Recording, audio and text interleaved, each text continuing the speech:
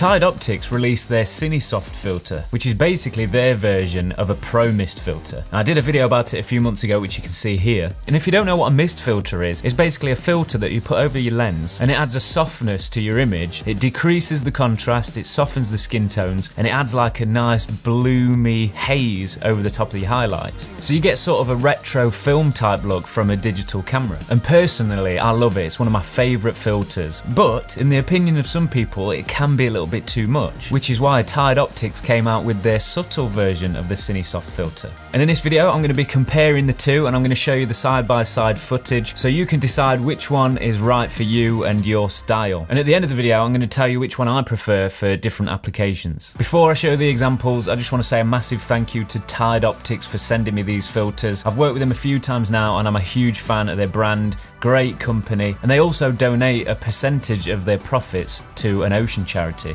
so good on them for that. Thank you so much. They haven't paid me to do this review, so all of my opinions within this video are 100% honest and my own, based on the tests that I've done myself. Right, let's have a look at the examples. So as you can see in these shots where the sun is backlighting the subject, the standard filter creates a softness and a glow around your subject, or even on your subject, that can be quite dreamlike. Whereas the subtle filter just softens things slightly. You still get a tiny bit of glow, but not as much, and there's only a tiny loss of contrast as well. And I like that change in contrast, it's nice. And then you can see in this shot where Will is actually in the sun, the subtle filter just softens the image slightly, and it is exactly what it is. It's very subtle, and it's really nice because you can barely tell. It just gives it that film-like look, and that is really nice. Whereas again, the standard filter softens it even more, and it creates more of that glow, but you lose quite a bit of detail. In this shot, I really like the light in the eye, how soft it is when you're using the filters. Both of them look great in this example. But again, you lose a little bit of detail on the standard version. So when you're filming in the dark, it's less obvious, but there still is a change in contrast, and there's just a little bit more of a glow on the standard filter, as you can see. It's only tiny, because obviously there's less detail in the shot.